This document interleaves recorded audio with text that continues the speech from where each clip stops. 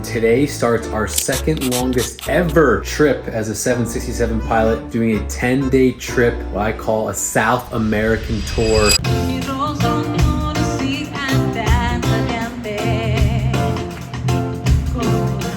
And then, exciting, I think we're gonna go see a polo match. You already know it's non-negotiable. Delay due to ATC strike. Everyone always asks me what the worst part about being an airline pilot is. Here it is right here. Beautiful people, welcome back to another video. So as always, if you want to come along for the ride and enjoy, let's go fly.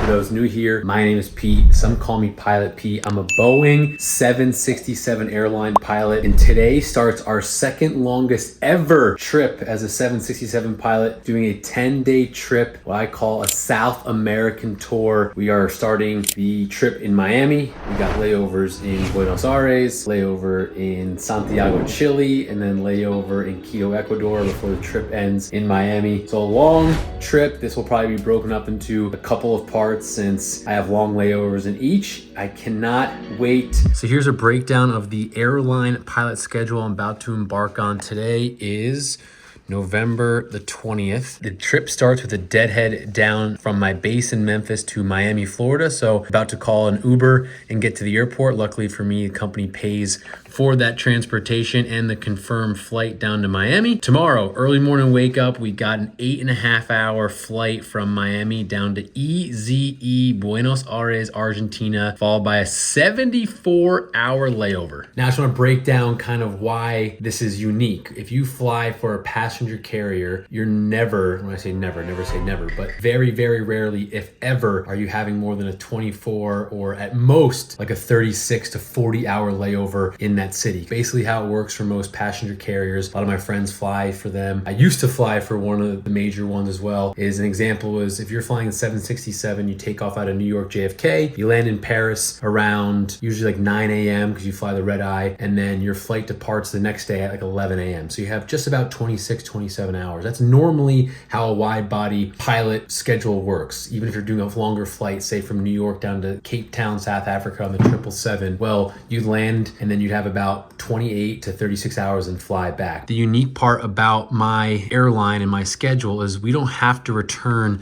back to where we started, meaning there's an agreement where if you work for an American airline here in the States, that airplane can leave the US, but when they land in a different country, they have to come back to the US. My airline doesn't have to do that. So as you can see, we take out of the US, we land in Buenos Aires, then I go to Santiago, Chile, then I go to Quito, Ecuador, then I return to the States. That's why these layovers can be so long. So a 74-hour layover, it'll be my longest time in Buenos Aires. I've only had 2 layovers there. They've each been 24 hours or less, so I'm super stoked to actually be able to do something, get out and enjoy. So if you're looking for Buenos Aires stuff, come hang out in this video. And then after we do Buenos Aires, we're gonna be flying to Santiago, Chile, which I've been there before, but only during their kind of Independence Day, 4th of July. So it was pretty desolate. Hopefully gonna meet up with some people, go flying here in Santiago, Chile, 47-hour layover. The second to last flying leg will be Santiago, Chile to Quito, 47-hour layover. And then finally finishing off the flying Quito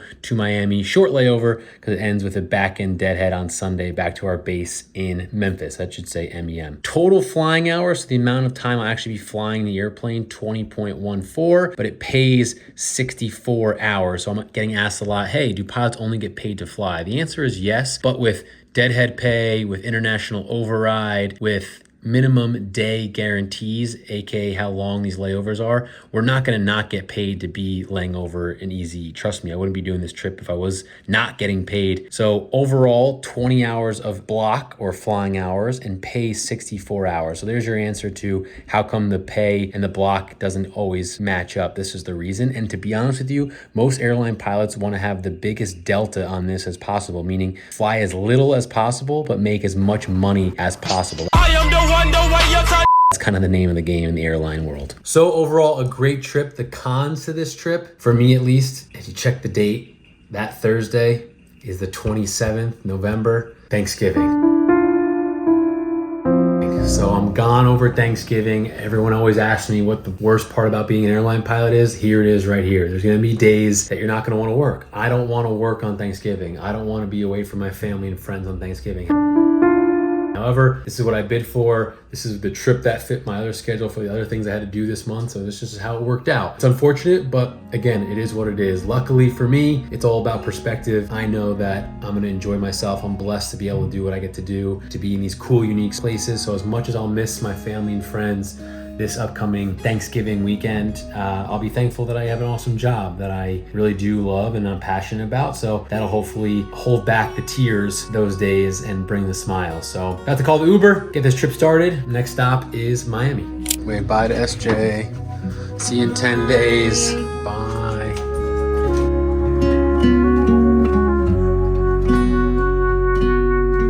All right, folks, I made it to the hotel in Miami. Good flight, slept, stretched, watched some Apple TV, did some work on the phone, and had some Carrot Express when I landed. Headed over to the Fresh Market, grabbed myself my go-to breakfast here in Miami, a croissant, Chobani drinkable yogurt, and maybe a little dessert I might have snuck in there with some chocolate cashews. But it's bedtime, no king bed. It's all right, we'll make do. If you've been here for international trips before, you know I don't have to set an alarm because that phone will ring an hour prior to show. So if there's any delays, it's not the crew's obligation to get up early. We got the clothes all packed, uniforms all hanged up. Had a fresh shave when we got here in the world's tiniest sink. And tomorrow's the big day. Starts the 10-day trek. It's gonna be a long one, but we're staying positive. Hopefully no tears are shed.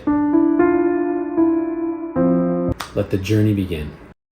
That phone will ring an hour prior to show, so if there's any delays, it's not the crew's obligation to get up early. Not off to the best start, never got my wake-up call.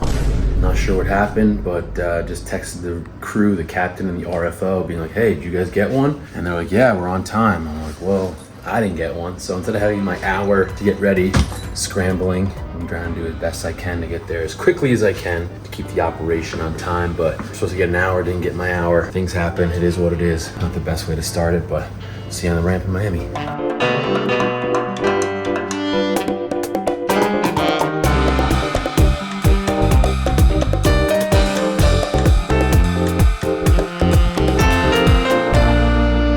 All right, folks, just got to the Miami airport. I'm the FO on this trip. There's 3 of us, captain, first officer, and an RFO, relief first officer. The RFO, if you've watched other vlogs of mine where I've flown long distances, is actually a captain. So he's got 4 stripes. He's actually the most senior person on the trip.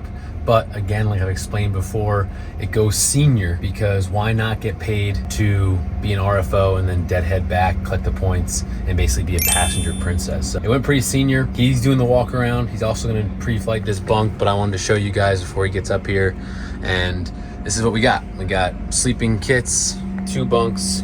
We'll spend most of our time back here. I actually have the second rest, the captain, which is unheard of. Unheard of. The captain actually asked me beforehand, he goes, hey Pete, do you want to fly the leg? And what break do you want? I go, hey, if you're offering, I never get the second break. So it's 3 of us. We'll divide it into 3 equal parts. Usually, the second one's obviously the best. It just breaks up the flight even more, but he's given me the option, so I took it. So very thankful for that. It'll be nice to fly, then get a break, and then fly and land and kind of break up the flight. So we'll do our performance, and looks like we're gonna be pretty heavy. Have to depart runway 9. I'll show you guys the flight plan, and we'll get out of here. And the next stop will be Buenos Aires. A 9-hour flight though. Holy cow, it's gonna be a long one. So let's go enjoy it.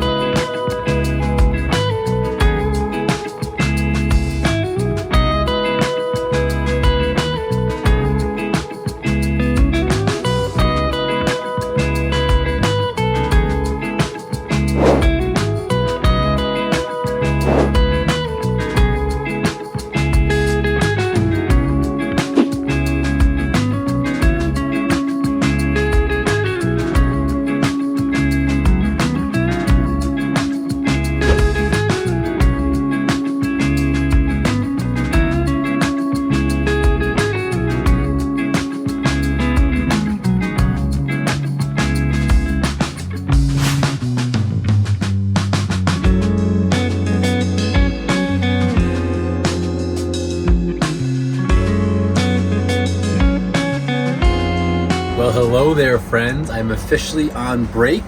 The RFO, who's actually a captain, just took my seat, Captain's in his seat and I'm back in the bunks, about to make my bed. I think he rests up here, but I'm a bottom bunk guy. I don't know why. I feel like it's just more comfortable down here. So make my bed real quick. Not really that tired, although I've said that pretty much every time I've had a break. Dozens of times going back here, and with the white noise, the warm temperature, which reminds me, a little heater here. Throw that on. Well, that scared me. That was the guys up front. That's the call switch to tell the person back here, hey, time to come up front. But I just checked up front. They didn't mean to do it. They just saw the light and they pressed it by accident. So they apologized. I said, no harm, no foul. I haven't slept yet. But anyway, we're over somewhere here in Colombia. We just got cleared direct to Rolas. So we were flying near like Bogota-ish area, and our route of flight had us coming down this way. They cleared us direct to Rolas. So we're about to hit Rolas and then enter this country. Ecuador, maybe, who knows? Then Chile a little bit, and then Buenos Aires will be next. I think we got about over 5 hours to go, which is crazy that we're still flying. I mean, 9 hours in a plane. I've been a passenger on plenty of long flights before, but when you're working and doing things, it definitely goes a little bit more fast, I should say. But I mean, I might as well debrief the flight here, at least thus far. What's happened is two things. One, where we're taxiing out of freaking Miami, long taxi, but I saw an Air France Airbus, like an A320, holding short of 8 right. I go, what? There's no way in heck that plane is flying all the way to Paris. Now, planes can't fly inter different countries, meaning like you can't be an Airbus and fly from Paris to New York and then New York to Miami as a Air France operated airplane. So I'm like, there's no way they're flying an A320 from Miami to Paris. Like, there's just no way. So I looked it up with our ATSB kind of chart thing we have here to see its destination, and I found that its destination was to this little place. I put it on the map, TFFR. I believe it's PAP is the identifier. Guadalupe Maurice Condi. Now, why is that significant? I'm not positive, but I'm assuming that if they're flying from Miami to Ponte Price, this must be a French territory. So if you know in the comments, obviously I can Google it when I land, but I'll probably forget, and I'm also too lazy to do that. But based on the context clues of all of the surrounding cities, Sante Ani, Sante Francisco, Morne B. Louis, it sounds all French to me. So I'm guessing it's a French territory, which means they can take off from the US, go to a France place, and then fly back and forth. So I don't know if that's like a regular route, if it's only during the winter season. I've never seen an Air France A320 anywhere in the US, so I thought that was pretty unique. Then we took off, pretty standard. It was my leg. I'm flying the airplane, well, not as we speak, obviously, but it's my leg to fly, so the RFO technically takes over flying duties right now, while the captain's the pilot monitoring. And then when I come back up, I'll switch seats back into the right seat. The RFO will get in the left seat. He'll become pilot monitoring while I'm pilot flying. Anyway, standard, we're heavy. We're over 400,000 pounds taking off. So that means we can't retract our flaps at the speeds that we normally do. I mean, we're just super heavy, and there's a limitation on bringing the flaps up and going over 250 knots below 10,000. All this is to say is we have to go about 265 knots below 10,000 feet, which is a general rule in aviation. You can't fly faster than 250 knots below 10,000 feet. But obviously we check on with air traffic control for performance reasons. We need to. They clear us. It's really a non-event, but that's just something that's unique to flying this heavy. Like I said, 400,000 pounds. Now, the last thing, the most unique thing that's happened in this leg, we're about 3.5 hours just monitoring the flight. Captain and I are talking, getting to know each other, and all of a sudden I'm looking at the airplane, aka my flight instruments, and the airplane's slowly starting to drift to the left, holding altitude but drifting to the left. Give it a second, I get his attention, we're like, huh, that's weird. And all of a sudden, ding, warning on our screen comes up, autopilot. Sure enough, the autopilot kicks off. It makes this oral alert sound, which is very obvious, you can't miss it, and a light lights up right in front of your face, autopilot, and the airplane is just slowly kind of drifting off of its course. There's nothing flying the airplane at this exact second. Obviously, I take control of the airplane as the pilot flying, manually, of course, and correct back on course. I mean, when I say off course, I mean the passengers in the back wouldn't have noticed. No one would have noticed. It's more so just, you know, we have these exact parameters that we're supposed to be flying at. So correct back on course, turn the autopilot back on, And then obviously we're monitoring it like a hawk. About 10 seconds later, same thing starts to happen. And then click it off, autopilot is now off. I'm manually flying it. You can't manually fly in the airspace we're in. We're too high. It's called RVSM, airspace, so autopilot's required. Anyway, luckily I'm at Boeing 767. We have 3 autopilots, a left, center, and a right.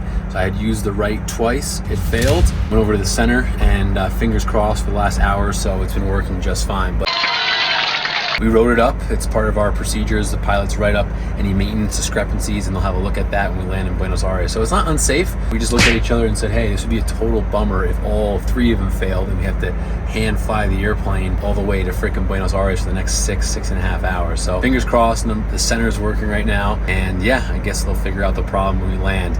Maintenance will have to do some inspecting. But yeah, that was definitely unique, different. I haven't had an autopilot servo like that fail ever really in flight, so it's pretty rare for it to happen. But on our way we are, Buenos Aires, and make up my bed and get some rest. All right, bunk's all made up. So it looks like got a little curtain, reading light, which is currently on. As a 6'4" guy, I just fit very comfortably. So again, that can close all the way up, get your privacy from the top bunk if you need it. Obviously no one is above me, it's just me in here. Quiet as you can tell. And then look at this. This is like the Twilight Zone. You're watching this vlog while I'm watching this vlog that came out the Sunday prior. So we'll do a little bit of editing here, make sure it looks good for you fine folks, and we'll get this out for, like I said, the previous Sunday. And there's a little sneak peek of what you'll see when you watch this, but you already have seen that, hopefully. If you're watching, you get the point. All right, enjoy my rest.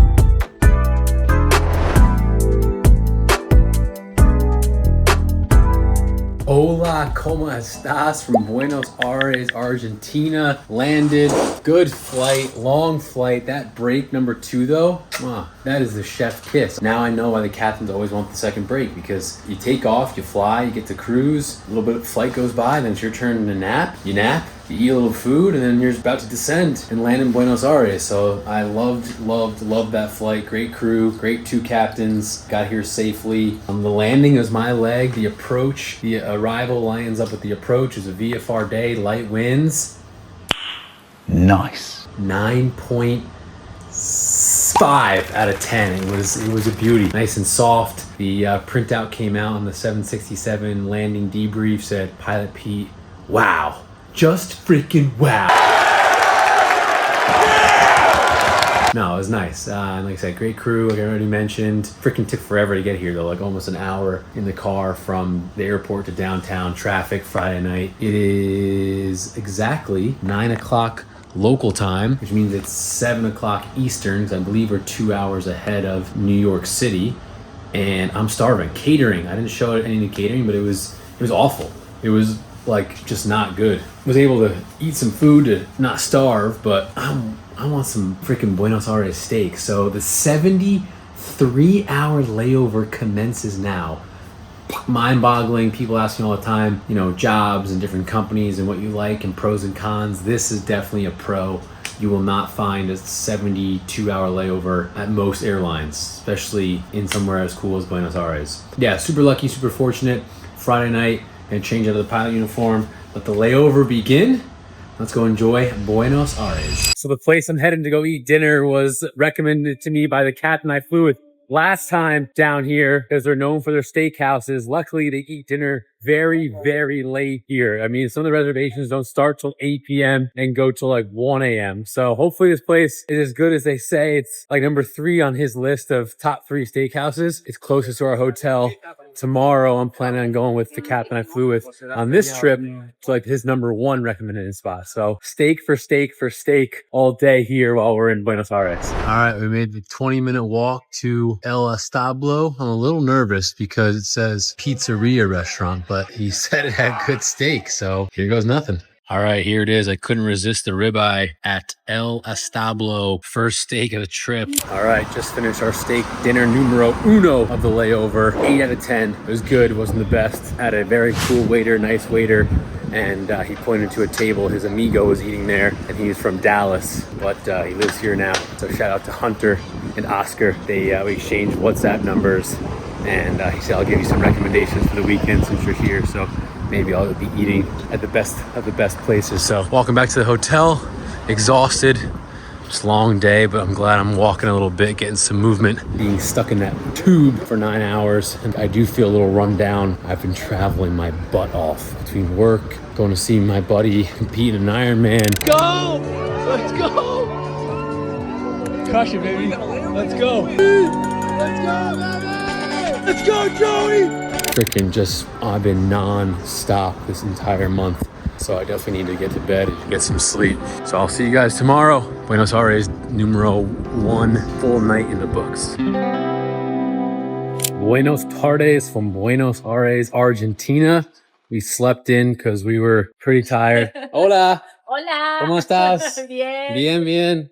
We slept in because we needed to catch up on some sleep. So that's what we did. Did some little bit of admin work, got some airport charts shipped out, or printed, I should say. This should be out before Christmas time. If you want to get your orders in and get a Christmas gift for your friend or loved one, airport charts are available. Link in the description below. And then we just are going to stumble upon some place to eat and get our day started.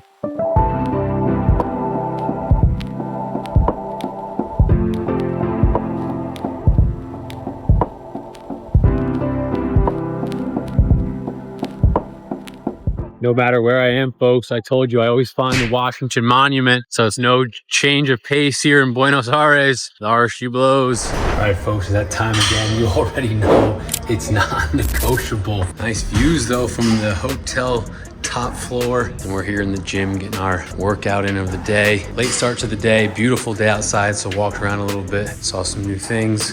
And now we're getting after it. Got to move that body each and every day. And then they got a little cardio section here. It's freaking like 100 degrees up here though. It is hot, but you can't beat the views of Buenos Aires downtown. Washington Monument right out the hotel window.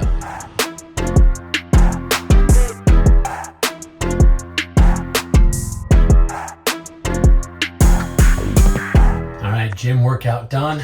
Now we're in the sauna. It's nice they offer this little tiny box to sweat in, so I'll do 15-20 minutes, sweat it out. And then I actually saw the captain in the weight room and he wants to grab dinner. So steaks it is tonight with the captain. Unprecedented for solo pilot Pete, and obviously you have to respect his wishes. I'm sure he'll be okay with being on the vlog. So we're going to the highly recommended steakhouse. I got a 10 out of 10 from the captain I flew with last time down here, who's Spanish. So really hoping that his rating system is on point, because I'm looking forward to another good steak. All right, we're heading to dinner. One of the top steakhouse, not Don Julio's, but one that was highly recommended. You hear that squeaking? That's just the floors in my cane, so I apologize. We're heading to dinner with the captain. I just didn't get to see much today. I was just busy doing what I call admin work. One thing I'm doing is I finally solidified this year's Pilots for Kids hospital visit. The holiday and Christmas spirit is in the air, and that means Pilots for Kids annual children's hospital visit is here. This holiday season, Pilots for Kids New York City chapter is headed to St. Mary's Hospital for Children to visit with sick kids and those less fortunate on December 1st, 2025.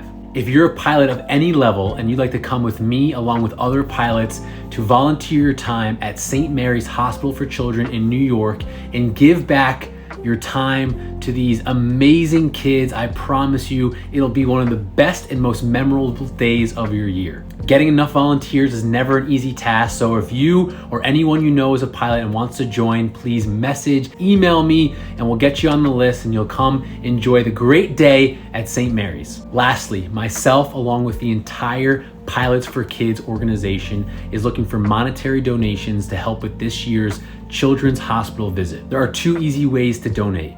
First, you can go directly to the website pilotsforkids.org, click donate, find the New York City chapter, and donate any single amount. 100% of the dollars, 100% of the money goes directly to St. Mary's and those children in need. Second, if it's easier just for you to send a Venmo to me personally, I will make sure every single dollar goes directly to the New York City Pilots for Kids chapter so that we can help make these sick and less fortunate kids at St. Mary's have the best holiday and Christmas season. Seriously, it's one of my favorite days of the year, but it wouldn't be possible without volunteers or donations. So if you're able to give a little bit of your time or money, please consider doing so. These kids at St. Mary's, they're the best. They're the absolute best. It lightens up my entire year when we get to go visit them. So if you're able to give, please do. If you have any questions, feel free to reach out to me directly and I'm happy to answer them. Thank you in advance. I love you all. Let's make this year's holiday visit the best one yet. And if you're a pilot in the nearby New York area,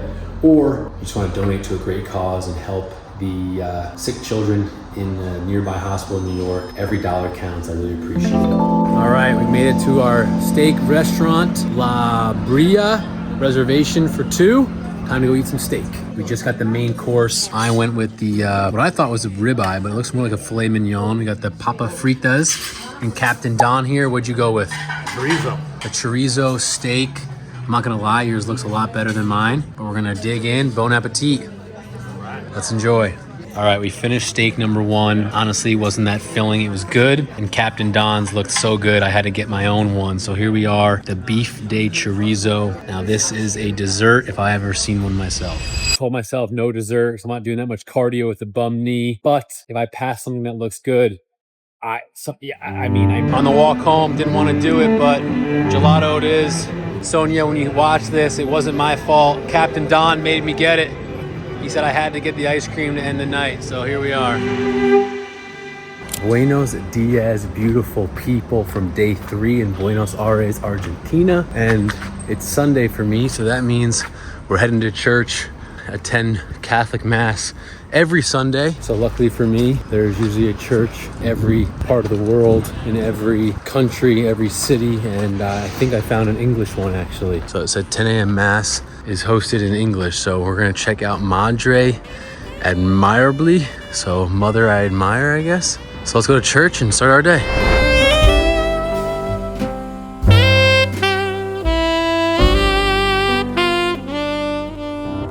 I can confirm that Mass was not in English, no hablo español, but if you're Catholic, you know that each Mass, no matter where you are in the world, follows the same kind of format, so I'm able to figure it out just when the priest is giving his homily. It's one in ear, out the other. But either way, it always feels good getting out of church on a Sunday. Now, the second best thing, we process the mind and the spirit. Now it's time for the body, because you already know it's non-negotiable. Sundays though, trying to stick with like a mobility, stretching, flexibility routine. My knee is still effed up. If you've been following along on the marathon journeys, I was able to run New York with Sonia, and it was a great day. The Chicago Marathon didn't happen though because of my knee injury. I just can't run fast, far. New York, I just popped a bunch of Advil and got through it, but I don't want that to be the case this upcoming marathon season in 2026. So I'm really trying to take care of it, just doing some knee exercises and strengthening. But if you've ever had knee pain before, it's my first time. It's awful. It actually wakes me up now. It's how bad it's gotten, because it's just, yeah, it stinks. It hurts. Yeah, so that's what I'm trying to stick to, once a week minimum. Screw the vanity muscles. I'm trying to feel healthy as I get older.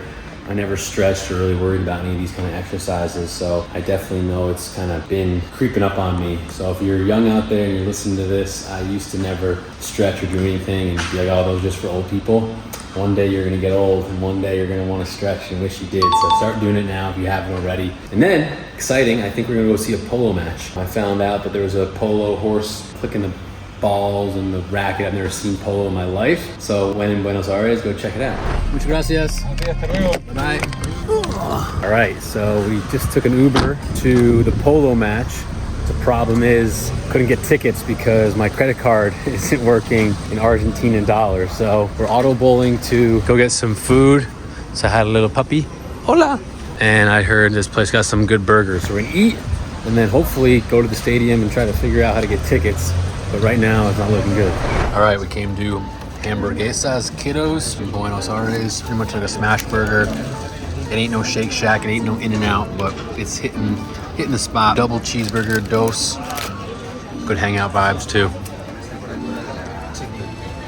Maybe for the best that my credit card didn't work for those tickets, because I just walked in and no tickets were required, because that's the stadium over there and this is like the practice facility. I'm not really sure, but so we're in closer than I thought we would. I see some horses over there, so hopefully somehow see some polo. Beautiful day in Argentina, freaking 75 and sunny. People are out and about, so let's go try to see some horses and some ball whackers while we're here.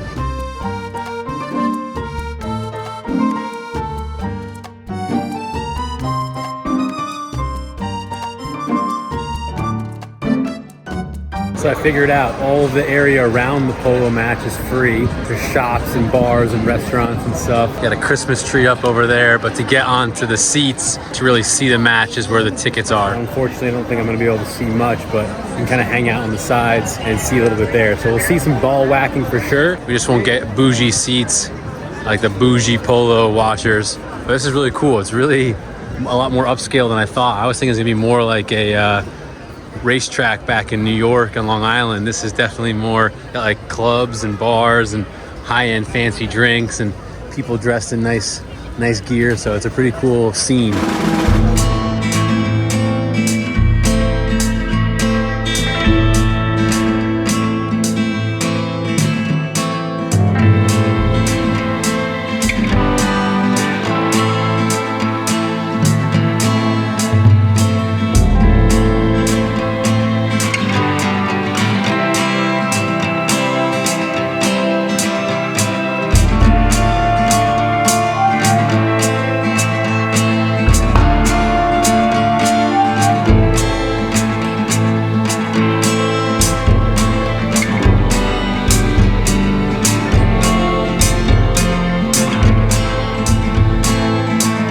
I'm glad I didn't pay for a ticket because one section was completely free. Good team with the horses and the sticks beat the bad team. Cool experience. It's funny though how if you don't grow up with that sport, you think it's just totally weird and makes no sense. So that's exactly how I feel, having never seen polo. I wore polo shirts back in the day, some Ralph Lauren, but that's about as far as close I get to polo. So beautiful day. We're gonna keep walking around. Saw some like market outside, so go check that out and just explore Buenos Aires while we're here.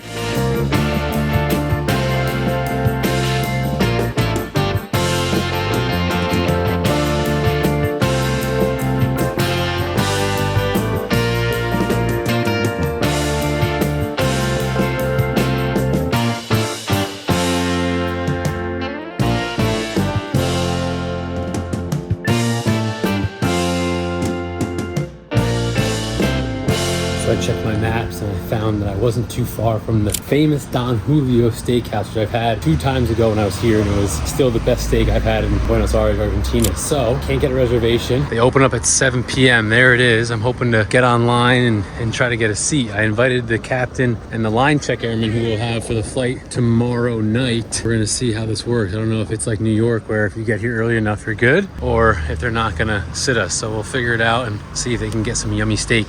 A few moments later. Well, Don Julio was a no-go.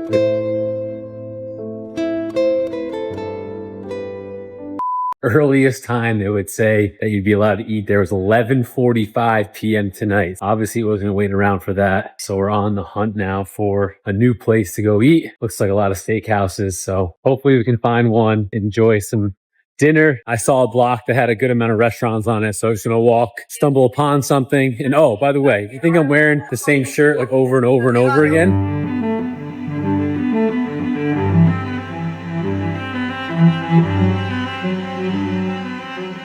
I am. When you have a 10-day trip, you gotta have to act accordingly. I didn't work out in this, I didn't sweat in this, so this will be the last time I wear this to dinner. I figured, hey, who am I here to impress in Buenos Aires? The rotation will change tomorrow, I promise you. All right, we stumbled across Santos Manjara Steakhouse. It's got a line outside, so it must be good. Got our name on the list. We're waiting to get called. We'll go enjoy some steak for the third straight night. All right, we're starting off the course with a chorizo sausage. Man, I thought I would be sick of meat, but I guess not. Here it is to start off the big salami. All right, folks, it never ends here at Santos Manjara's Parrilla. This time we went with the skirt steak, though. Changed it up a little bit with some papa fritas. Muchas gracias. Some barbecue sauce on the side. If you don't like meat, do not come to Buenos Aires. Steak, 9.2 out of 10. That skirt steak was delicious, and the papas fritas also good. I was looking at my comments today, Sunday, so last week's vlog came out. Shout out Sean, called me out in the comments. He's like, what happened to answering a question and talking to someone else? And he got me. I just completely forgot. So this vlog, I know for sure someone else is in the vlog because I got Captain Don on the episode. Real quick, this is just walking home from dinner. I don't know what this is, a museum, some sort. It's always lit up from those lights right there. Like this like gold hue. You probably can't really see it from this camera, but it's a pretty cool building. But anyway, he called me out. Sean, you're right. My apologies. I appreciate you making sure I stuck with it. So Captain Don's the guy. And then the question someone asked, would get paid the same on the 777 as I would on the 767? And the answer is yes. At my company, there's two pay scales, wide body and narrow body. We only have one narrow body aircraft, and that's the 757. If I'm on the MD-11, the 777, the 767, or the Airbus, so there are 4 wide body aircraft, the pay scale is the exact same then on each airplane, no matter what. The only time the pay scale is different is if you're flying the 75, which I don't personally fly. That's the question. I covered my bearings. So just walking off. Good morning, beautiful people, from our final day here in Buenos Aires. We didn't want to get the hotel breakfast today, even though it is free. So we're out and about. We're going to find a breakfast spot, hopefully something pretty good. There's the center of town, the Washington Monument again. Another beautiful day. I'm out in shorts. Can't beat it. I think it's like 45 degrees back in New York, so 75 here in Buenos. I'll definitely take it. Springtime is here in South America. We're soaking up the sun. Walking home from breakfast, and I stumbled upon a parade of some sort. Some festivities. Not sure what's going on in Buenos Aires today, but let's go rock and roll and see what it's all about.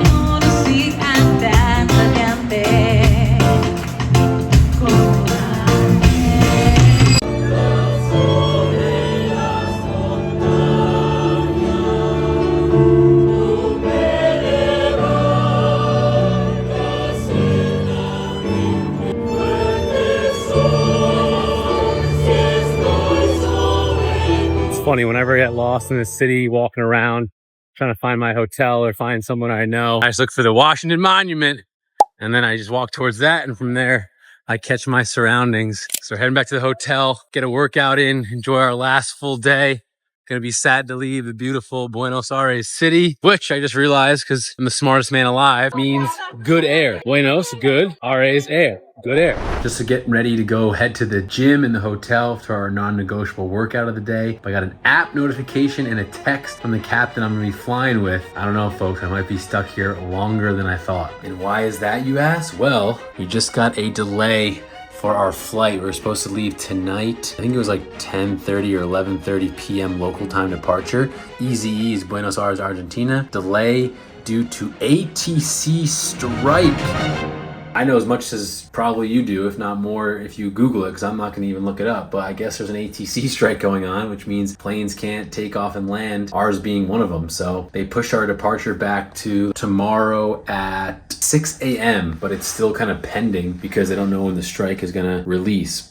Just another added thing. Honestly, I'm not mad about it though, because this way I kind of stay on like an AM PM sleep schedule. I was gonna try to go to bed around 6 or 7 tonight, and then get waken up by the wake up call at 9:30 p.m. and then flown kind of throughout the night, short flight, so it wouldn't have been that big of a deal. But now I'll go to bed regularish time, a little bit earlier, hopefully about like 9, sleep until that alert call comes, and that would come around like 3 a.m. So obviously not ideal. I don't want to be waking up at 3 a.m. For me, I gotta go to bed a little bit early and fly. It'll be daytime by the time we take off at 6 a.m. 2 hours and 20 minute flight over to Santiago, Chile. But yeah, who knows? It's actually, I guess, route specific check. So the cat that I'm flying with, I am with him for these 10 days. I flew with him down from Miami to Buenos Aires. We fly to Santiago, Chile. We do Quito, Ecuador, and we do Miami. However, he has never flown from Buenos Aires to Chile, and he's never flown Chile to Quito, which are both like mountainous airports and kind of special airports within our company. So you need a checkout by a line check airman. Now, I don't think it makes much sense because the check airman's going to be literally sitting in the jump seat, not really doing anything except making sure that we know what we're doing. I've been there 2 or 3 times. It really isn't that crazy. The airplane does everything specifically. Now, it could be dangerous if you don't know what you're doing, but obviously all the men and women I fly with are professionals and know exactly how to manipulate the controls and program the FMS and not hit mountains. So it ends up working out. So I think it's kind of a silly thing that we have to have a check airman sit there just to see us land and say, okay, you can now do it. It's like, well, you let us do it anyway. What's the difference if you're sitting there the next? It doesn't make much sense to me. And it's only for the captain. The first officer could have never get checked out. It's weird, whatever. The reason I bring it up is it's me and the captain. You met Captain Don already. We're together the whole way through. This check airman just deadheaded down the other day, and he's in our little text group right now, and he's like, oh boy, this could be more than just our couple hour delay departure. ATC strike here, for whatever reason they're striking for, could last a long time. So yeah, that's the update. Obviously, I'll keep you guys updated. Fingers crossed it's not too long, although, hey, more time in Buenos Aires, I'm not going to complain too much.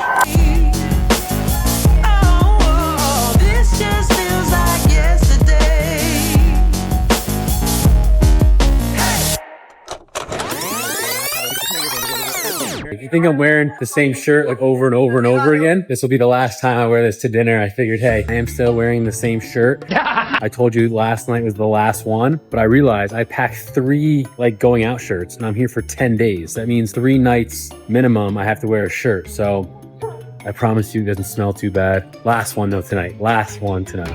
All right, so the plan was to go to another steakhouse, but the truth is I'm a little staked out. So on my walk, I found this place, Saigon Noodle Bar, some Thai food. So we're hoping that it hits the spot. Probably gonna get some chicken and beef and some noodles or whatever else they have. All right, we had 2 barriers to overcome for dinner because not only do I not know Spanish for the menu, I also don't know Thai. So everything was very foreign, but I did see pineapple on there. I went with the Saigon bowl. Guess there's some pork and other stuff in here. So we'll give it a shot and hopefully it works out. 7.3 out of 10 Thai food. Should have stuck with the steak. Oh well, what are you gonna do? Bag is packed, no strip is on. Hopefully that phone rings at time it's supposed to. I think it's gonna be like 2:55 a.m. local. That's gonna be brutal, but we're gonna FaceTime SJ, say goodnight. Hopefully the ATC strike's over with. One thing as well before I go to bed. I was filing all these clips into my folder to send for the vlog, and I realized that the interview after the steak dinner with Captain Don, I never pressed play. So I had a legit couple-minute conversation with him and none of it got filmed. So I'm gonna tell him that tomorrow when we are in the drive to the airport. Hopefully he's awake and cool with me asking him the questions again, because that would have been fun to have, but it didn't work. Anyway, good night. I'll see you tomorrow morning bright and early.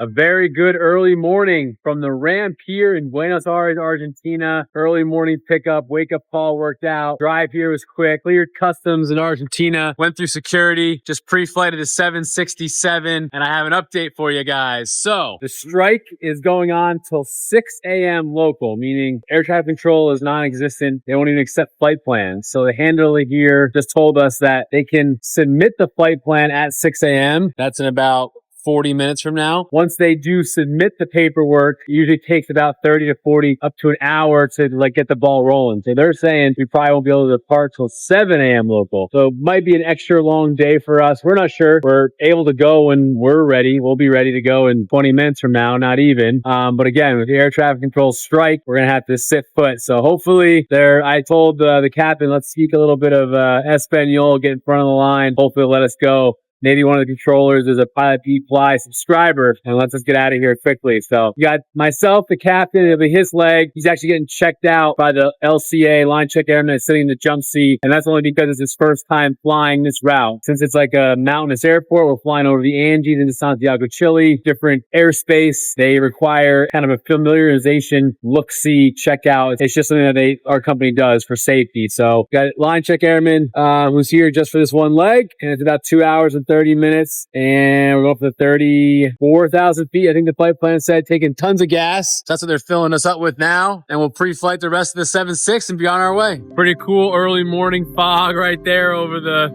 grass. Sunrise. It'll be nice flying this route for the first time I've done it twice, but it's always been at night where I couldn't see any of the mountains. So that'll be cool with sunrise and being able to see the Andes this time of day. Also on this flight, we have one MEL, minimum equipment list, but it's basically a piece of equipment isn't operating 100%. So we're able to fly because it's still safe to do so, but maintenance and the pilots have procedures to do in order to make it legal to go fly. Today's flight, we have a left thrust reverser is inoperative. So here's the left engine. The thrust reverser on the 767 is this area right here that opens up. TR lockout, you can see. So this is what maintenance is required to do. So it's my job to check to make sure it's there. Do not operate. So we do not have a left thrust reverser. No big deal. Number one, takeoff and the landing performance will be dictated without it being activated. So it just means needed be, we couldn't have the thrust reversers come out. Our landing distances would be longer because our thrust reverser is not going to work. Our right one still works, but again,